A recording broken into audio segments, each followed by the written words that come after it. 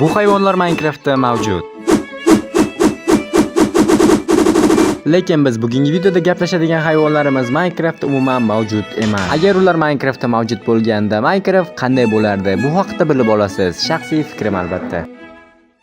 Pingvin. Ha, albatta. Bu mavjudot haqiqiy hayotda ham yoqimtoy. Agar Minecraftga qo'shilganda, Minecraftda ham juda ham yoqimtoy va qiziqarli mavjudotlardan biriga aylanardi. Bu mavjudot qorli biyomlar uchun juda ham mos keladi. Tabiiyki, uning ovqati baliq bo'lardi. Yangi suzish animatsiyasi ham paydo bo'lardi. Nima uchun Mojang bu mavjudotni haligacha Minecraftga qo'shmagan bilmadim, lekin agar qo'shganda o'yin juda ham qiziqarli bo'lardi. Chunki ular yovuz moblardan emas, do'stona moblardan biri bo'lardi. Lekin siz pingvinni turli xil moblar orqali Minecraftga qo'shishingiz mumkin.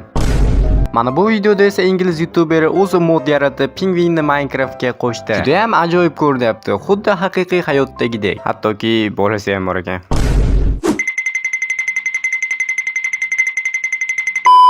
Hattoki ular raqsga ham tushar ekan.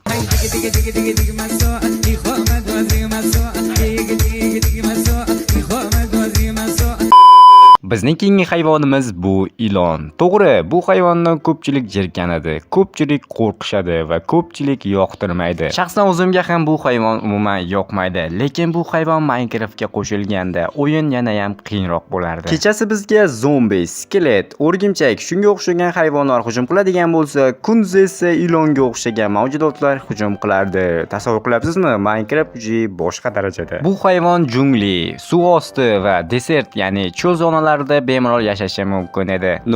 Lekin bolalar, bu ko'rinish meni ham biroz qo'rqityapti. Albatta, bu hayvonni ham turli xil modlar orqali siz Minecraftga qo'shib bemalol o'ynashingiz mumkin, agar istasangiz.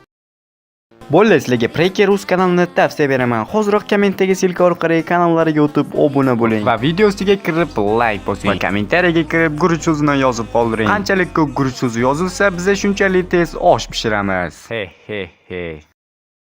Keyingi hayvonimiz bu yo'lbars. Nima uchun yo'lbars deyishinglar mumkin? To'g'ri savol. Keling bir o'ylab ko'raylik. Minecraftda hayvonlardan eng kuchli hayvon qaysi deb o'ylaysiz? Menimcha yovvoyi hayvonlardan eng kuchlisi bu bo'ri bo'lsa kerak. Minecraftga ham ozuqa zanjirini ushlab turish uchun yirtqich hayvon kerak. Sher yoki yo'lbars kabi. To'g'ri, sizlar bu gapimni eshitib, ozuqa zanjirini Minecraftga nima aloqasi bor deyishinglar mumkin. Bu o'zimning fikrim. Sizlar ham kommentariyaga o'z fikrlaringizni yozib qoldirishinglar mumkin. Minecraftga mana shu aytayotgan hayvonlarim qo'shilsa nimalar bo'lardi?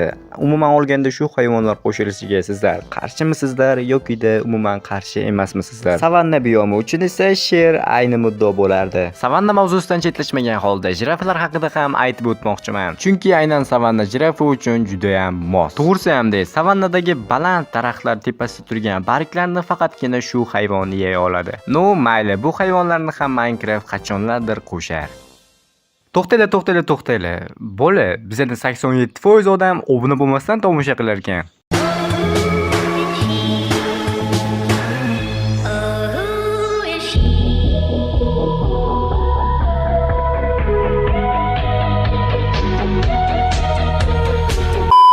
Bola, videolarimiz yoqayotgan bo'lsa, albatta obuna bo'ling, chunki bizda tezroq 15 mingta bo'lishimiz kerak. Rahmat. Xo'sh bola, keyingi hayvonni qaysi hayvon deb o'ylaysizlar? Bu albatta timsoh. Agar Minecraft o'yiniga timsoh qo'shiladigan bo'lsa, suv havzalari yana ham qo'rqinchliroq bo'lardi. Keyin siz suvdan shunchaki suzib o'ta olmaysiz. To'g'ri, shundoq ham suvda zombilar bor, lekin timsoh bu boshqa masala. Va hattoki bu mavjudotlar bizga quruqlikda ham hujum qilishi mumkin. Ko'rib turganingizdek, u cho'chqalarni ham paqqos tushirmoqda. Tabiiyki, bu mavjudot go'shtxo'r. Buni hammangiz bilasiz. Lekin negadir tovuqni yemadi. Albatta, o'yinchi uchun ham bu katta xavf bo'ladi. U o'yinchini sudrab suv ichiga tortib ketmoqda. Bilishinglar mumkinki, bu juda ham vahshiy hayvonlardan biri bo'lardi. Aynan Minecraftdagi.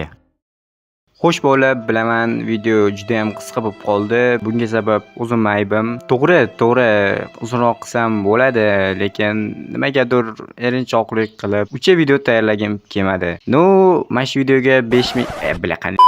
Uzr bola, adashib ketdim. Shu videoga 500 ta like to'plab bersanglar, keyingi video horor bo'ladi. Menimcha 500 ta like to'plash unchalik qiyin bo'lmasa kerak.